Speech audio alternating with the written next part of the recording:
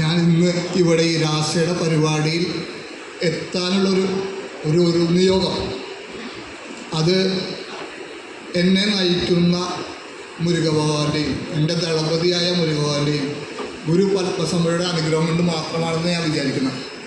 കാരണം എൻ്റെ Helen teacher വിളിക്കുന്നു, തൃപ്പയാറൊരു പരിപാടിയുണ്ട്. അപ്പോൾ എന്താണ് പരിപാടി? അപ്പോൾ പരിപാടി പറയുന്നു ഗുരു പത്മസംഭവം. അപ്പം നീ ചോദിച്ചു എന്ത്? ഒന്നും കൂടി ചോദിച്ചു. ഗുരു പത്മസംഭവം. ഞാൻ വേറെ ഒന്നും കേട്ടില്ല, ഞാൻ എന്തായാലും വരാം എന്ന് പറഞ്ഞു.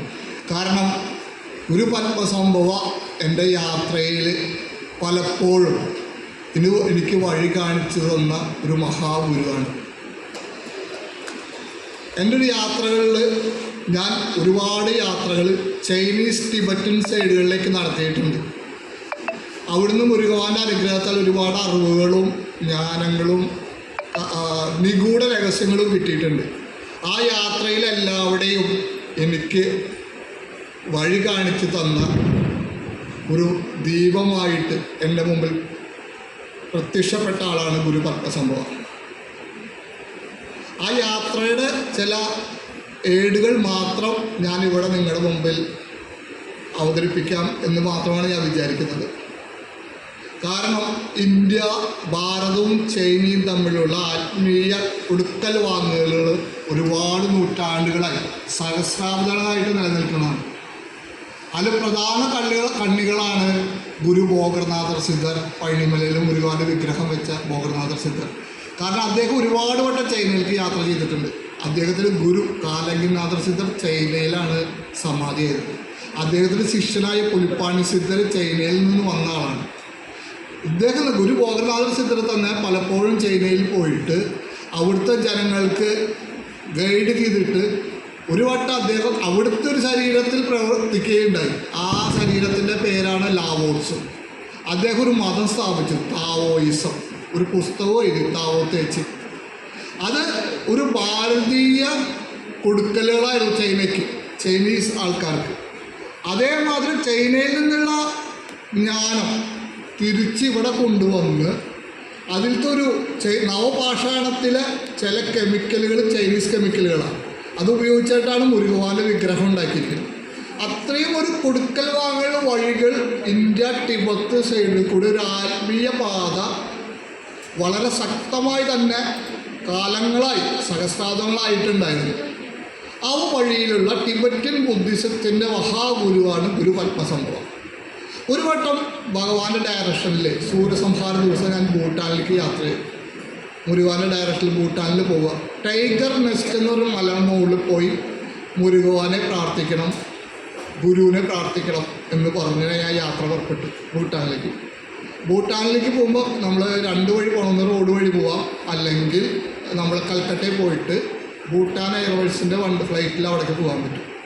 ഞാൻ അവിടെ ചെന്ന് കൽക്കട്ടയിൽ പോയിട്ടാണ് പോയത്. കൽക്കട്ടയിൽ പോയിട്ട് ഭൂട്ടാൻ എയർവേസ് ഫ്ലൈറ്റിൽ പോയി അവിടെ ഇറങ്ങി 5-6 ദിവസം ഞാൻ ഭൂട്ടാനിലുണ്ടായിരുന്നു. അതിൽ അവിടുത്തെ ഒരു ഗൈഡിൻ്റെ സഹായത്തോടു കൂടി ഞാൻ ടൈഗർ നെസ്റ്റ് എന്ന് പറഞ്ഞ മലയിലേക്ക് പോയി. ഒരു 3.5 മണിക്കൂർ നമ്മൾ മല കയറണം. ആ മല കയറി കഴിഞ്ഞാൽ അവിടെ ചെല്ലുമ്പോൾ ഒരു മനോഹരമായ ഒരു മൊണസ്ട്രി ഉണ്ട്. ആ മൊണസ്ട്രിയിലുള്ള പ്രതിഷ്ഠ ഗുരു പത്മസംഭവമാണ്. അദ്ദേഹം 2 ഭാര്യമാരും കൂടി ഇരിക്കുന്ന ഒരു പ്രതിഷ്ഠയാണ് അവിടെ ഉള്ളത്. ഒരു 3.5 മണിക്കൂർ എന്ന് പറഞ്ഞാൽ കഠിനമായ മലം തന്നെ, ശരിക്കും വലിയൊരു ഇതാണ്. ഒരുപാട് കുറച്ച് കഷ്ടപ്പെട്ട് വരും നമ്മൾ മുകളിൽ കയറി ചെല്ലുമ്പോൾ. പക്ഷെ എത്തിക്കഴിഞ്ഞാൽ നമുക്ക് കിട്ടുന്ന ഒരു ഊർജ്ജപ്രവാഹം, അത് നമ്മുടെ തലോടി പോകുമ്പോൾ നമുക്ക് കിട്ടുന്നൊരു സുഖം. എത്രയോ സിദ്ധന്മാർ വന്ന് തപസ് ചെയ്തൊരു സ്ഥലത്തിരുന്നുകൊണ്ട് നമുക്കവിടെ പ്രാർത്ഥിക്കുമ്പോൾ ഗുരു പത്മസംഭവ എന്ന് ടിബറ്റൻ സൈഡിലുള്ള രഹസ്യങ്ങളെല്ലാം സൂക്ഷിക്കുന്ന ഒരു മഹാഗുരുവിൻ്റെ കരസ്പർശം നമ്മളെ ഏൽക്കുമ്പോൾ നമുക്ക് കിട്ടുന്നൊരു മഹത്തായ സുഖമുണ്ട്, ഒരു അനുഭൂതിയുണ്ട്. ആ അനുഭൂതി എനിക്ക് അന്ന് മുരുകവാൻ്റെ അനുഗ്രഹത്താൽ അവിടെ അനുഭവിക്കാൻ സാധിച്ചു. ഭൂട്ടാൻ ഒരു വളരെ മനോഹരമായ ഒരു സ്ഥലമാണ്. ആർക്കും തിക്കും തിരക്കില്ല, ധൃതിയില്ലാത്ത ആൾക്കാരുള്ള ജീവിക്കുന്ന സ്ഥലമാണ്. നമ്മളെ പോലെ ഓട്ടങ്ങളോ ആകെ ഇതൊന്നുമില്ല. എല്ലാവർക്കും ഒരു സാവധാനമുണ്ട്. നമ്മളൊരു ലൈഫിൻ്റെ ഒരു എൻജോയ്മെൻറ്റ്, നമ്മളൊരു ഒരു മുന്തിരി എടുത്ത് നമുക്കറിയാം, ടി വി കാണുമ്പോൾ നമ്മൾ മുന്തിരി കഴിക്കുന്നത് ഇങ്ങനെ ഇട്ടുകൊണ്ടിരിക്കും, നമ്മൾ കഴിച്ചുകൊണ്ടിരിക്കും. അതിന് സാധ എത്രത്തോളം നമ്മൾ മനസ്സിലായിട്ട് കഴിക്കണമെന്ന് നമുക്കറിയില്ല. പക്ഷെ ഒരു മുന്തിരി എടുത്ത് സാവധാനം അതെടുത്ത് കഴിച്ച് അതിൻ്റെ സ്വാദൊക്കെ മനസ്സിലാക്കി കിട്ടുന്ന വ്യത്യാസം ഉണ്ടല്ലോ. രണ്ടും തമ്മിൽ വ്യത്യാസം നമ്മുടെ ജീവിതവും ഭൂട്ടാനിലെ ജീവിതമാണ് കാണുമ്പോൾ ഉണ്ടായി. വളരെ സാവധാനത്തോടു കൂടി ജീവിക്കുന്ന ഒരു മനോഹരമായ ഒരു ജനത, അവർക്ക് അനുഗ്രഹം കൊടുക്കുന്ന ഗുരു പത്മസംഭവം.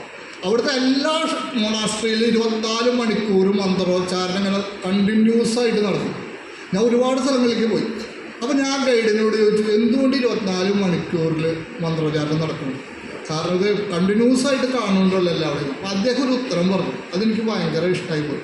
കാരണം അത് നമ്മുടെ എല്ലാം കണ്ണ് തുറപ്പിക്കേണ്ട ഒരു കാര്യമാണ്. കാരണം നമുക്ക് എല്ലാവർക്കും വിശ്വാസമുണ്ട്, ഭക്തിയുണ്ട്, സ്പിരിച്വാലിറ്റി ഉണ്ട്.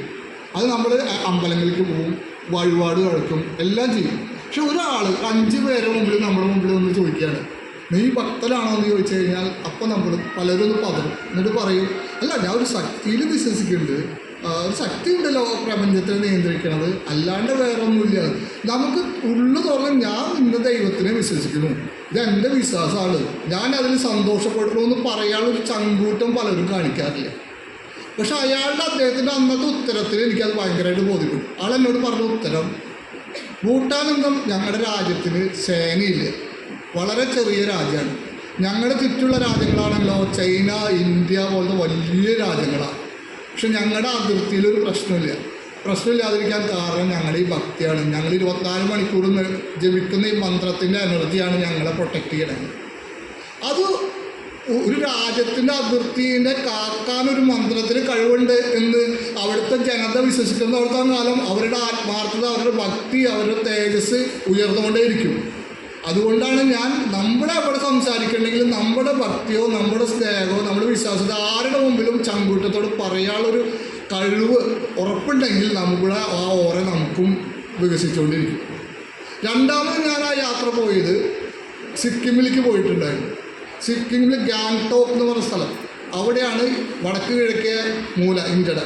നമ്മളെ അമ്പലങ്ങൾ, നമ്മുടെ വീടുകളിലൊക്കെ പൂജാമുറി വെക്കുന്ന സ്ഥാനം വടക്ക് കിഴക്കേ മൂലയാണ്. ഇന്ത്യയുടെ പൂജാമുറിയാണ് സിക്കിം. അവിടെ ഒരു പർവ്വതമുണ്ട്, കാഞ്ചൻജംഗ പർവ്വതം. ആ പർവ്വതത്തിൻ്റെ ഒരു അഗ്നി ഉണ്ട്. ആ അഗ്നിയാണ് ഭാരതത്തിൻ്റെ ആത്മാവ്. അതിനെ കാത്തു സൂക്ഷിക്കുന്നതാണ് യതികൾ. ആ യതികളുടെ സംരക്ഷണയിലാണ് അഗ്നി ജലിച്ചുകൊണ്ടിരിക്കുന്നത്. അവിടെ ഗുരു പത്മസംഭവ ഒരു മൊണാസ്ട്രി സ്ഥാപിച്ചിട്ടുണ്ട്. അവിടെ അദ്ദേഹം 2 വിഗ്രഹങ്ങൾ സ്ഥാപിച്ചിട്ടുണ്ട്. ഒന്ന് കാലഭൈരവ, മഹാകാൽ, 2 യതികളുടെ, 3 കാഞ്ചനജംഗ, 3 വിഗ്രഹം ഗുരു പത്മസംഭവ പ്രതിഷ്ഠിതമാണ് ആ ഇന്ത്യയുടെ വടക്ക് കിഴക്കേ മൂലയിൽ. അപ്പോൾ ആ ടിബറ്റിലുണ്ടാവുന്ന നിഗൂഢ രഹസ്യങ്ങളുടെയൊക്കെ താക്കോലിരിക്കുന്ന മഹാഗുരുവാണ് ഗുരു പത്മസംഭവം.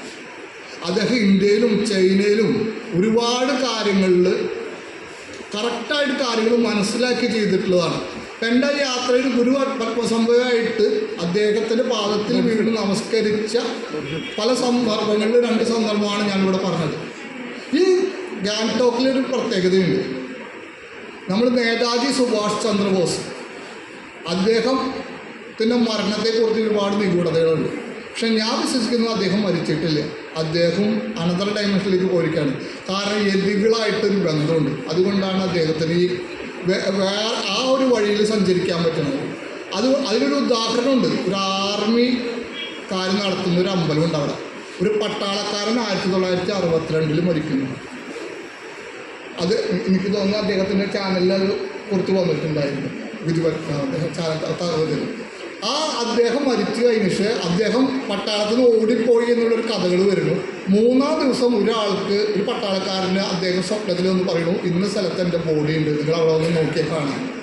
അവിടെ നിന്ന് നോക്കുമ്പോൾ അദ്ദേഹത്തിന് ബോഡി കിട്ടണം, അത് സംസ്കരിക്കണം. പക്ഷെ അതിനുശേഷം ഇദ്ദേഹം പല പട്ടാളക്കാർക്കും പോയിട്ട് സ്വപ്നത്തിൽ ഡയറക്ഷൻ കൊടുക്കും, നിങ്ങൾ ഇന്ന വഴിക്ക് പോകാൻ പാടില്ല, ഈ വഴിക്ക് പോയിക്കോളൂ, ഇന്ന അപകടമുണ്ട്, ശത്രുക്കൾ ഈ വഴി കൂടെ വരുന്നുണ്ട് എന്നുള്ള ഡയറക്ഷൻസ് കൊടുക്കുകയും അതെല്ലാം കറക്റ്റായിട്ട് ഇരുന്നതോടുകൂടി ആർമി ഇത് കാര്യമായിട്ട് എടുക്കുകയും അദ്ദേഹത്തിന് ഒരു അമ്പലം അവിടെ പണിയുകയും അദ്ദേഹത്തിന് ഡ്രസ്സുകളൊക്കെ അവിടെ വെച്ചിട്ടുണ്ട്.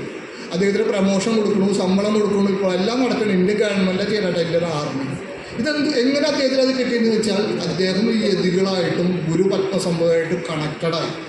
അപ്പോൾ അദ്ദേഹത്തിൽ നിന്നുള്ള അറിവുകൾ അദ്ദേഹത്തിന് കിട്ടി തുടങ്ങി. അങ്ങനെ അതുകൊണ്ടാണ് അദ്ദേഹത്തിന് ഈ അറിവുകൾ മറ്റുള്ളവർക്ക് കൊടുക്കാൻ പറ്റുന്നത്.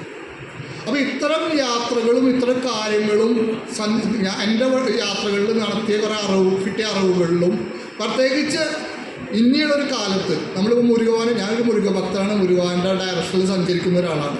മുരുകവാൻ്റെ ഒരു കാര്യം നോക്കുമ്പോൾ നമുക്കറിയാം, അദ്ദേഹത്തിൻ്റെ സാമ്രാജ്യം കുമാരികാണ്ഡം ആയിരുന്നു. ആ കുമാരികാണ്ഡം കടലിലേക്ക് പോയപ്പോൾ അത് ഡിവൈഡ് ചെയ്ത് പോയതാണ് നമ്മളെ ഈ ഇപ്പോൾ കാണുന്ന മലേഷ്യ, സിംഗപ്പൂർ, ജപ്പാൻ പോലെയുള്ള സ്ഥലങ്ങളെല്ലാം. ബുദ്ധമതത്തിനെ കുറിച്ച് നിങ്ങൾ പഠിച്ചറിയാം. ബുദ്ധമതം കൂടുതൽ സഞ്ചരിച്ചത് ഈ തെക്ക് കിഴക്കേ ഏഷ്യയിൽ കൂടെയാണ്. സുഭാഷ് ചന്ദ്രബോസും സഞ്ചരിച്ചത് തെക്ക് കിഴക്കേ ഏഷ്യയിൽ കൂടെ. ഇപ്പം എൻ്റെ യാത്രകളൊക്കെ ഞാൻ ഈ വഴിക്ക് സഞ്ചരിക്കുമ്പോൾ എനിക്കൊരു വഴികാട്ടിയായിട്ട് എന്നെ അനുഗ്രഹിച്ച് എനിക്ക് കൂടുതൽ കൂടുതൽ കാര്യങ്ങൾ പറഞ്ഞു തന്നുള്ള ഒരു ഗുരുവാണ് ഗുരു പത്മസംഭവ. അപ്പോൾ ആ പത്മസംഭവയുടെ കേരളത്തിലൊരു പരിപാടി വരാൻ പോകുന്നു എന്ന് അറിഞ്ഞപ്പോൾ സത്യമായി ഞാൻ വളരെയധികം അത്ഭുതപ്പെട്ടു, സന്തോഷിച്ചു. അതുകൊണ്ടാണ് രണ്ടാമത് ചിന്തയില്ലാണ്ട് ഞാൻ പറഞ്ഞു ഞാൻ അവിടെ എത്തിയിരിക്കും, അദ്ദേഹത്തിൻ്റെ പാദത്തിൽ നമസ്കരിച്ചിരിക്കും. അതെനിക്ക് കിട്ടുന്ന, ജീവിതത്തിൽ കിട്ടുന്ന വലിയൊരു ഭാഗ്യമാണ്. ആ ഭാഗ്യത്തിൻ്റെ തുടർച്ചയാണ് ഞാനിപ്പോൾ ഇവിടെ വന്ന് അദ്ദേഹത്തിൻ്റെ ആരതി കാണിക്കാൻ പറ്റിയതും നിങ്ങളോട് സംസാരിക്കാൻ പറ്റിയതും. ഞാൻ ഈ മെയ് 1 പഴനിമലയിൽ വലിയൊരു യാഗം എല്ലാമാർക്ക് ഞാൻ എൻ്റെ പ്രസ്ഥാനം നടത്തുന്നുണ്ട്. അത് കഴിഞ്ഞ് കുറച്ച് നാളത്തേക്ക് നിശബ്ദതയിലേക്ക് പോവുകയാണ്. ആ നിശബ്ദതയിലേക്ക് എൻ്റെ പുതിയ അറിവുകൾക്കും പുതിയ ജ്ഞാനങ്ങൾക്കും വേണ്ടിയുള്ള യാത്രയാണ്. ആ യാത്രയിൽ എനിക്ക് വഴി കാണിച്ചു തരാൻ എൻ്റെ യാത്രകൾ കൂടുതൽ ടിബറ്റൻ സൈഡിലേക്ക് ആയതുകൊണ്ട് ഗുരു പത്മസംഭവയുടെ അനുഗ്രഹം ഉണ്ടാവണമെന്ന് ഞാൻ വല്ലാണ്ട് ആഗ്രഹിക്കുന്നുണ്ട്. ആ സമയത്ത് തന്നെ ഇത്രയൊരു പരിപാടികളിൽ പങ്കെടുക്കാൻ പറ്റിയതും നിങ്ങളോടൊക്കെ സംസാരിക്കാൻ പറ്റിയതും സ്വാമിജിയോട് പ്രത്യേകം നന്ദി പറയുന്നു. എന്നെ ഇതിലേക്ക് ക്ഷണിക്കാൻ അങ്ങേക്ക് തോന്നിയതിലും ഇവിടെ വന്ന് ഗുരു പത്മനാഭയ്ക്ക് ആരതി കാണിച്ചതിലും ഉറപ്പായിട്ടും ഞാൻ വീണ്ടും ആദ്യം പറഞ്ഞ അതേ വാചകം ആരംഭിക്കുന്നു. ഇത് അവിടുത്തെ തീരുമാനമാണ്. ആ തീരുമാനത്തിന് മുമ്പിൽ പാദനമസ്കാരം ചെയ്തുകൊണ്ട് എല്ലാവർക്കും നന്ദി, നമസ്കാരം. ഓം സർവ.